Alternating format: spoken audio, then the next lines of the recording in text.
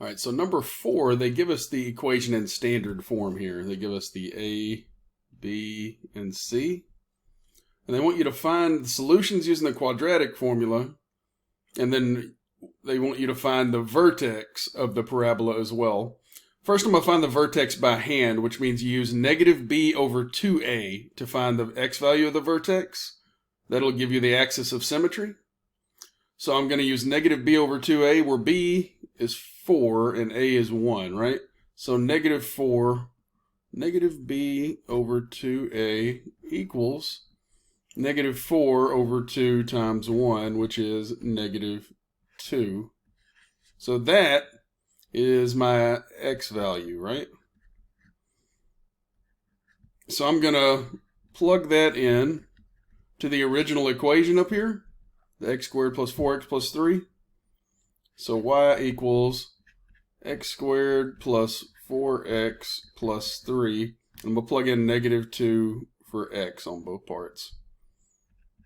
So I get y equals negative 2 squared plus 4 times a negative 2 plus 3.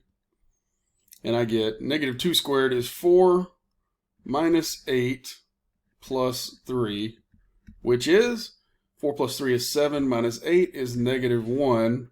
So my vertex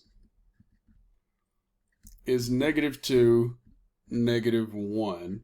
And that's if I wanted to do it by hand. It'd be negative 2, negative 1.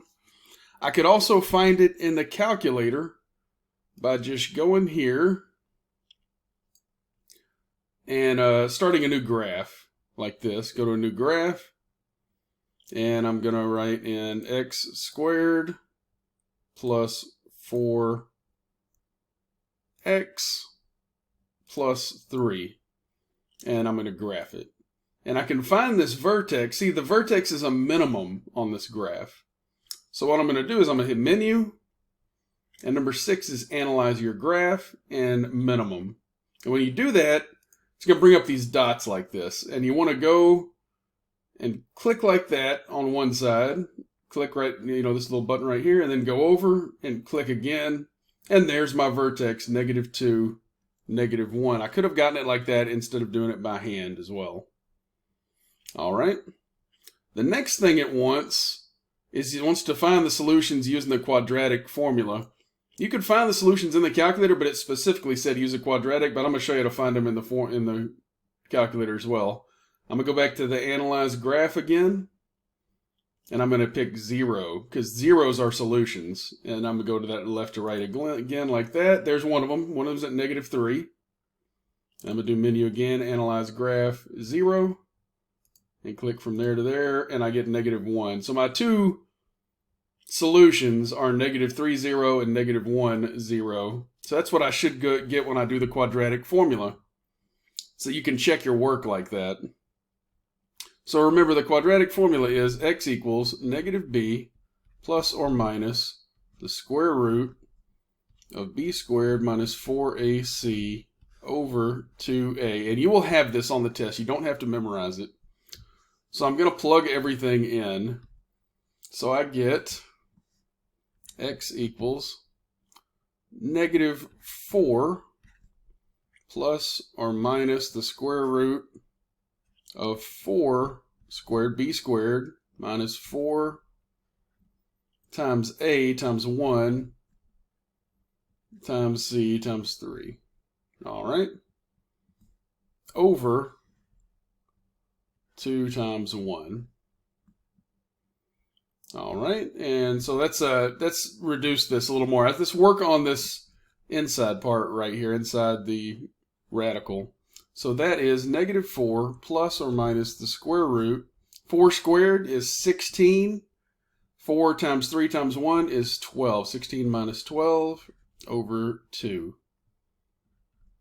All right, 16 minus 12 is just 4, so that's negative 4 plus or minus the square root of 4 over 2, which I'm going to bring my work over here. That is negative 4 plus or minus 2 over 2, right? Negative 4 plus or minus 2 over 2. All right, so that's going to split off into two equations. So let's write it. Whoops. Let me give myself a little room. I'm going to split, and it's going to be -4 plus 2 over 2 and -4 minus 2 over 2. And what's -4 plus 2 over 2? That is -2 over 2. We keep going down here. -4 minus 2 is -6 over 2. And so what are my two solutions? -1 and -3. And that is what I got when I did it on the calculator, right? -1 and -3 were my two solutions. So your two solutions should be x equals -1, x equals -3. And that is number 4 on your review.